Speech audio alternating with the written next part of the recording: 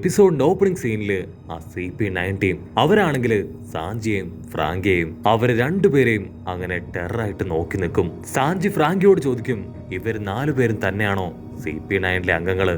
അതിന് ഫ്രാങ്കി പറയും, അതെ, ഇവർ 4 പേരും തന്നെയാണ്. ഫ്രാങ്കി ആണെങ്കിൽ ഫൈറ്റ് ചെയ്യാൻ കൈയൊക്കെ സ്ട്രെച്ച് ചെയ്ത് അങ്ങനെ സ്റ്റൈലായിട്ട് നിൽക്കുമ്പോഴായിരിക്കും നേരവും അവൻ താഴേക്ക് വീഴുക. അവനെ കണ്ട് ലൂച്ചി ചോദിക്കും, ഇവൻ ആരാണ്? ഇവൻ എന്തിനാ ഇപ്പൊ ഇവിടേക്ക് വന്നേ?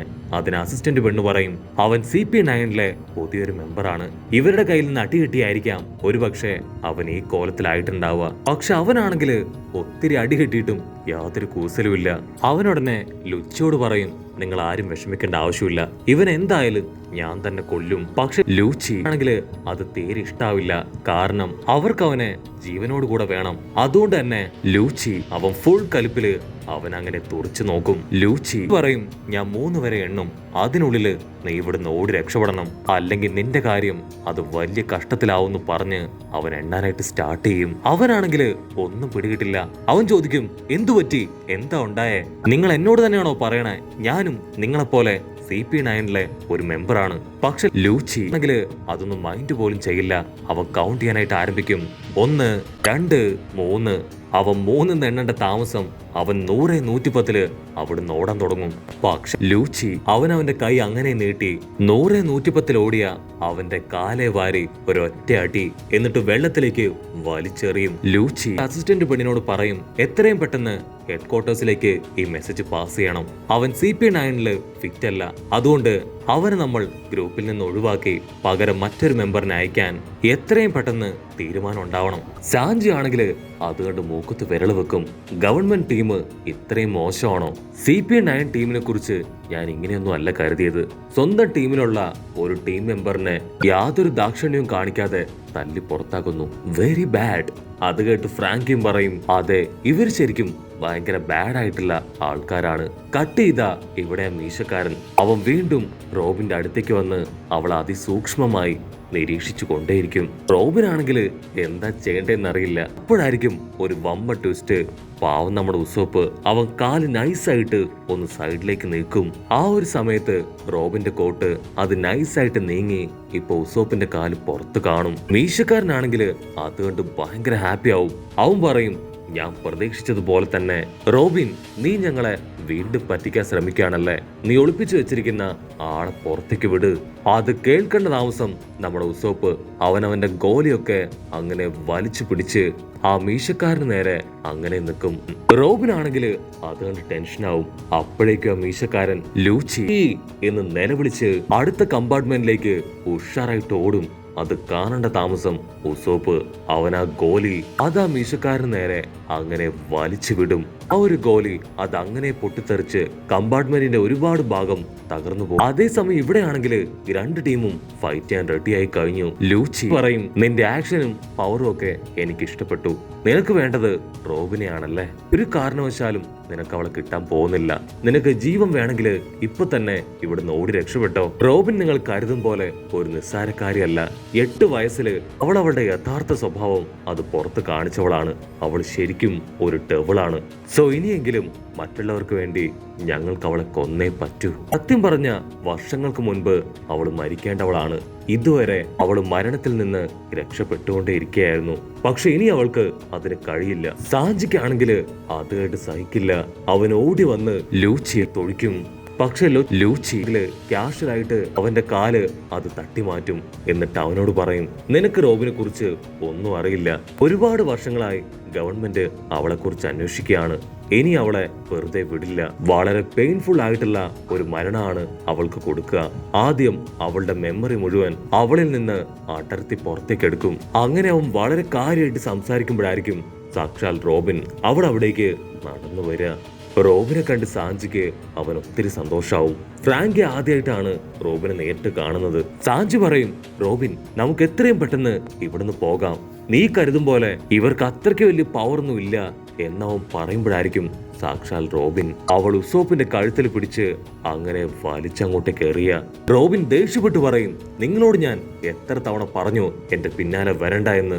ഞാൻ എന്റെ തീരുമാനത്തില് ഉറച്ചു നിൽക്കുകയാണ്, ഞാൻ എവിടേക്കും ഇല്ല എന്ന് പറഞ്ഞ് അവൾ ഫുൾ കലിപ്പില് അങ്ങനെ നിൽക്കും. ഉടനെ ഉസോപ്പ് അവൻ ചാടി എഴുന്നേറ്റ് സാഞ്ചിയോട് പറയും, എത്രയും പെട്ടെന്ന് കമ്പാർട്ട്മെന്റ് 3 അത് ഡിസ്കണക്ട് ചെയ്യണം, നമുക്ക് എങ്ങനെയെങ്കിലും ഇവിടുന്ന് രക്ഷപ്പെടണം.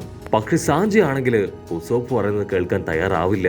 എന്തൊക്കെ സംഭവിച്ചാലും ഞാൻ റോബിനെ കൊണ്ടേ ഇവിടുന്ന് പോവും. അത് കേട്ട CP9 ഏജൻസ് അവരിപ്പോ സാഞ്ചി അറ്റാക്ക് ചെയ്യാൻ റെഡിയായി കഴിഞ്ഞു. അടുത്ത സെക്കൻഡ് ഉസോപ്പ് അവൻ വലിയൊരു സ്മോക്ക് ബോംബ് അവിടെ പൊട്ടിക്കും. മുഴുവനായിട്ടും അവിടെ ഫോഗ് നിറഞ്ഞ് അവർക്ക് പരസ്പരം കാണാൻ കഴിയില്ല. ആ ഒരു ഗ്യാപ്പിൽ ഉസോപ്പ് അവൻ റോബിനെ പിടിച്ചു വലിച്ച് ഉഷാറായിട്ട് ഓടിവരും. അതിനുശേഷം സാഞ്ചിയും ഫ്രാങ്കിയും ഉസോപ്പും റോബിനും അവരടുത്ത ക്യാബിനിലേക്ക് കയറി മൂന്നാമത്തെ കമ്പാർട്ട്മെന്റ് അങ്ങനെ കട്ട് ചെയ്ത് കളയും. അപ്പൊ അവിടുന്ന് അങ്ങനെ സൂം ഔട്ട് ചെയ്ത ദൂരത്തായി നമ്മുടെ ആൾക്കാരുടെ തീവണ്ടി അതങ്ങനെ കുതിച്ചു പാഞ്ഞുകൊണ്ടിരിക്കുകയാണ്. ലൂഫി നിലവിളിച്ചു പറയും, നമുക്ക് എത്രയും പെട്ടെന്ന് തിരികെ പോണം. അത് കേട്ട് നാമിയും സോറയും എല്ലാവരും ഷോക്കായി ലൂഫിയോട് ചോദിക്കും, നീ എന്തായി പറയണേ, ഇത്രയും ദൂരം വന്നിട്ട് തിരികെ പോവാനോ? അപ്പോഴായിരിക്കും ലൂഫി പറയാ, ഞാൻ നിങ്ങളോടല്ല മറിച്ച് ആ ഫ്രാങ്കിയുടെ പോക്രോൺ തവളയോടാണ് പറഞ്ഞത്. അപ്പൊ അങ്ങനെ ക്യാമറ സൂം ചെയ്ത് റെയിൽവേ ട്രാക്ക് കാണിക്കും. അവിടെ ഫ്രാങ്കിയുടെ ആ ഒരു പൊന്തൻ തവള അത് ട്രാക്കില് കൈയൊക്കെ വിരിച്ച് അങ്ങനെ ഹായ് ആയിട്ട് നിൽക്കുകയാണ്. ലൂഫി ആ തവളയോട് പറയും, മാറി നിക്ക്, ട്രെയിൻ അടിച്ചാ നീ തവിട് പൊടിയാവും. പക്ഷെ തവളയ്ക്കാണെങ്കിൽ ഒരു കുലുക്കം ഉണ്ടാവില്ല. ആ ട്രെയിൻ തകർക്കാനായിട്ട് തവള റെഡിയായിട്ട് നിൽക്കും. അതേസമയം നമ്മുടെ ആൾക്കാരുടെ കമ്പാർട്ട്മെന്റില് അവർ 4 പേരും ഇപ്പൊ സേഫ് ആണ്. ഫ്രാങ്കി പറയും, ഉസോപ്പ് നിന്റെ മൂവ്മെന്റ് അത് അടിപൊളിയായിരുന്നു.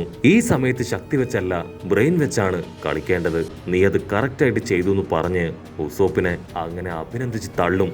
റോബിനാണെങ്കിൽ തലയ്ക്ക് ഭ്രാന്ത് പിടിച്ച് അങ്ങനെ കുത്തിയിരിക്കുകയാണ്. പക്ഷെ അപ്പോഴായിരിക്കും ഒരു വമ്പ ട്വിസ്റ്റ്.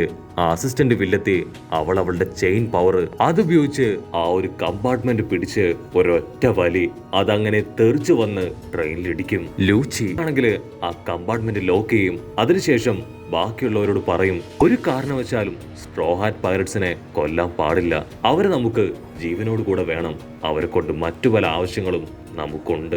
സാഞ്ചി ആണെങ്കിൽ അവന്റെ കാലുമടക്കി ആ ഊശാന്താടിക്കാരന്റെ മുഖത്ത് ആഞ്ഞു ചവിട്ടും. പക്ഷെ അവനാണെങ്കിൽ വലിയ രീതിയിലൊന്നും പരുക്ക് പറ്റില്ല. പക്ഷെ അവർക്ക് പിടികിട്ടും, സാഞ്ചിക്കും നല്ല പവറുണ്ട്. സാഞ്ചിക്ക് പ്രത്യേകിച്ച് ബൗണ്ടി ഒന്നും ഇല്ലെങ്കിലും അവൻ ആള് നിസ്സാരക്കാരനല്ല. അപ്പൊ അതേസമയം ഇവിടെ ഫ്രാങ്കി അവൻ നിലവിളിച്ചു പറയും, സാഞ്ചി അവനുമായിട്ട് ഫൈറ്റ് ചെയ്തിട്ട് യാതൊരു കാര്യമില്ല, അവർ ഓൾറെഡി മാർഷൽ ആർട്സ് ഒക്കെ പഠിച്ചവരാണ്.